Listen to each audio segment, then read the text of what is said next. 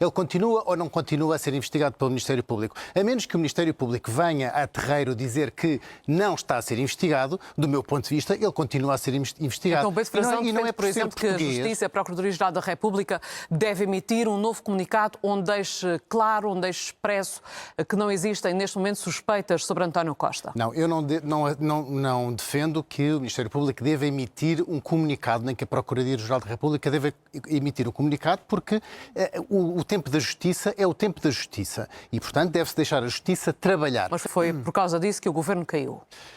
Bem, não sabemos se foi por causa disso que o Governo caiu, essa é a tese do Governo, mas eu acho que o Governo caiu porque foram encontrados 775.800 euros no gabinete ao lado do Primeiro-Ministro e, portanto, e que existem fortes suspeitas. Nós vimos em toda a imprensa internacional, olha, El País, Primeiro-Ministro de Portugal demitido por corrupção. Sim, mas isso é falso. Financial Times. Isso é falso. Financial Times. Desculpe, é falso, estas capas são falsas. Desculpe, não são falsas. Financial Times. La Vanguardia, em Itália. O Globo, no Brasil, Transatlântico. Portanto, todo o mundo fez capas de jornal a dizer que o Primeiro-Ministro de Portugal estava envolvido num caso de corrupção.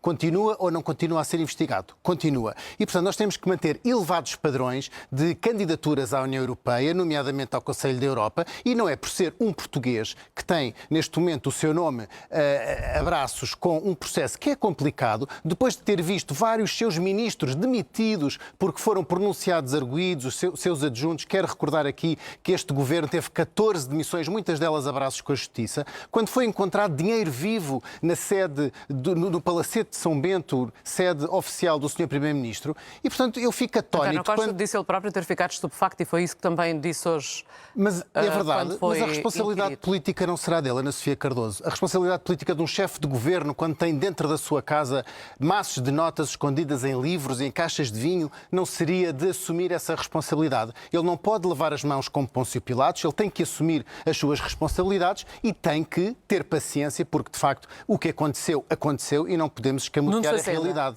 A Justiça... Podemos aventar até a Justiça há de vir a demonstrar de forma clara e inequívoca a total inocência do Dr. António Costa. Eu não ponho as mãos no fogo por António Costa. Pois, Nuno Fazenda, talvez por as suas, eu não ponho as minhas mãos no fogo por António Costa, de certeza. Agora, se encarregar o que podemos de demonstrar tudo isso e aquilo que é assim, total... veremos, Deus nos dê saúde para cá estar a ver e a ouvir o que a Justiça vai dizer. Agora, se isto de facto, esta narrativa colar, então nós também podemos aventar aqui uma hipótese, que é o facto de António Costa ter utilizado como alibi perfeito para a sua demissão a tempo de ir para o Conselho da Europa. Ou seja, conseguiu ser muito mais astuto do que Durão Barroso na sua altura em que se demitiu de Primeiro-Ministro para ir para a Europa, e agora António Costa, pelos vistos, arranjou o alibi perfeito para, poucos meses depois, ser considerado em toda a praça pública, pelos comentários que eu já ouvi hoje, a dizer que afinal António Costa é inocente, desconsiderando que ele ainda está mencionado num processo, para poder ir agora livre de Primeiro-Ministro para ir para a Europa, até parece-me com o beneplácito do Sr. Presidente da República. Eu não quero acreditar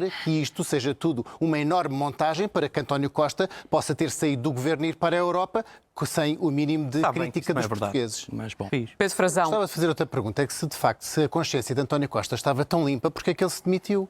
Porque é que se demitiu? Quer dizer, se de facto a consciência dele estava tão limpa, se ele não tinha conhecimento dos maços de notas ao lado do seu gabinete, se o seu ex-melhor amigo, afinal, conduzia os negócios e o tráfico de influências de forma autónoma e sem qualquer conhecimento de António Costa, se a sua consciência estava tão tranquila, porque é que se demitiu do cargo de Primeiro-Ministro? É que, pelos vistos, parece mesmo que estava a querer ir para a Europa. Portanto, das duas, uma. Ou António Costa assume a paternidade de tudo aquilo que está a ser investigado e assume a responsabilidade política daquilo que aconteceu no Palacete de São Bento e a responsabilidade que aconteceu dos atos das pessoas que estavam sobre a sua condução política, ou então isto fica mesmo a parecer uma saída airosa para se poder candidatar à Europa. Sabe que isso não é verdade. Portanto, não vamos continuar. Não sei se é verdade, estamos aqui a colocar. Não sei se é verdade, estamos a colocar cenários. Estamos a colocar cenários. É um cenário que me parece bastante plausível. Pedro Frazão, Nuno Fazenda, João Vale Azevedo. Já retomamos a nossa análise. Depois, quando voltarmos de um intervalo aqui ao Prime Time, iremos.